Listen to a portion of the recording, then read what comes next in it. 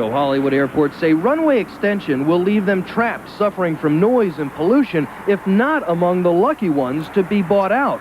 But business leaders tried to say the extension will buy an economic future for the county. And we in the chamber, and I also have been asked to speak on behalf of the Broward County Hotel and Motel Association, support the efforts of the airport to make concessions to help the residents, as well as we support.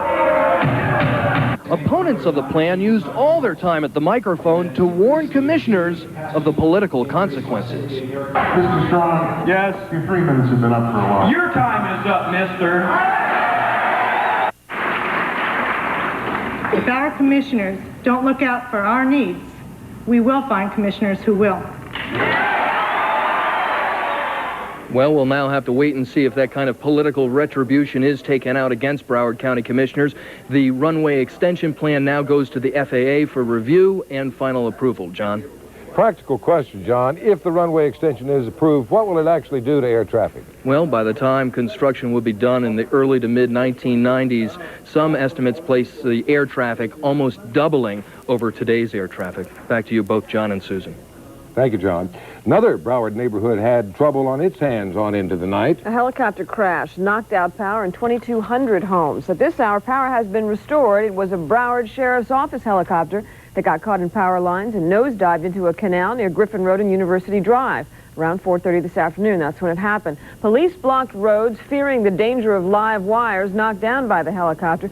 Created a rush hour nightmare. No one on the ground was hurt. And as News 4's Marcy Reitman reports, amazingly, the pilot, who is in intensive care for observation at this hour, will probably be released tomorrow morning. It is hard to believe that anyone could survive this crash without a broken bone, but Bill Gammon did. When he went down, he was searching the Davie Canal for a body, a mission not new to the 44-year-old pilot. Just yesterday, News 4 watched him on a similar mission, scanning a Pompano Canal for suspects in BSO's new A-Star chopper. Doctors won't say when Hammond will fly again, but at the hospital this evening, Hammond's fellow deputies said he's doing better than expected. Looks good to me. Yes, I'm happy to see he looks fairly well. And deputies say Gammon has 2 citizens to thank. They witnessed the whole thing and never even hesitated to dive into the canal to try to save the pilot. We seen him moving a little bit, and I took my shoes off and I swam across the canal, and he did the same. It's just a response. You do what you feel like needs to be done at the time, and you don't really think about it that much. You feel like a hero? No way. Anybody had done the same thing. As the 2 men posed for pictures, deputies tried to fish the power lines out of the canal. Hammond's chopper caught the lines and brought them down with him as the A-Star crashed nose first into the water. The FAA is investigating the cause. BSO is counting its $750,000 loss, but deputies, like the rest of us, agree you can't put a price on life. Marcy Reitman, News 4. As we mentioned earlier, it looks as though the pilot will be released from Hollywood Memorial Hospital tomorrow. Gammon has been with the Sheriff's Office for 4 years, just 3 months, however, with the aviation unit.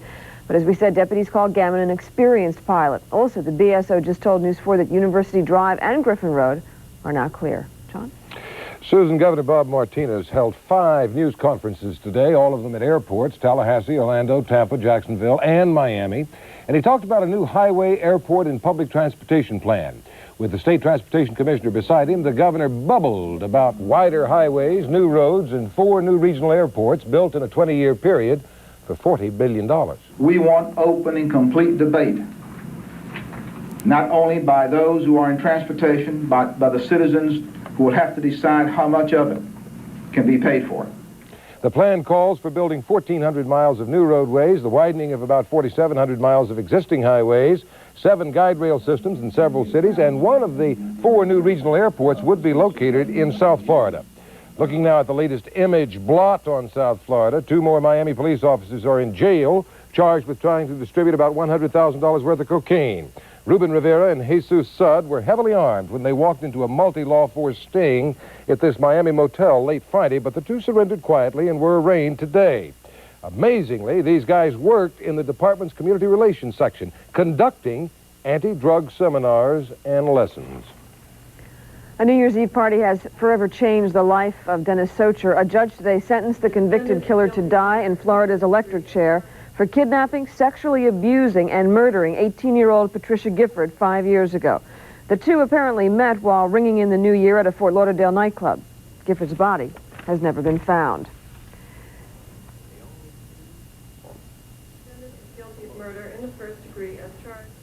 The Broward woman convicted of child abuse after her 17-year-old daughter, a stripper, committed suicide, is having trouble getting used to life in a psychiatric hospital, and she says she wants out. Teresa Jackson returned to court today to try to be released until she's sentenced next month.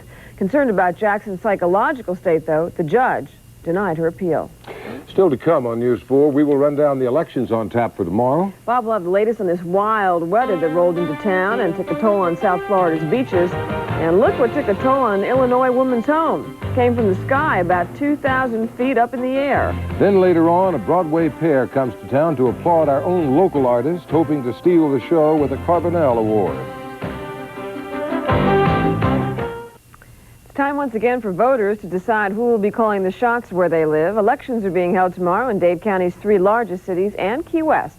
Miami voters get to select a mayor and 2 commissioners. Same goes for Miami Beach. In both cities, any candidate who carries more than 50% of the vote can win. Otherwise, the top vote getters will face off in a runoff next week. There are 4 council seats up for grabs in Hialeah. The top 8 candidates will find themselves in a runoff next week. A mayoral candidate with 51% or more can win tomorrow. Key West is electing several city officials. Polls open tomorrow morning at 8 and close. They open tomorrow morning at 7, rather, and they close at 7 tomorrow night. And News 4 will, of course, be monitoring the races and will be reporting to you throughout the night as election results come.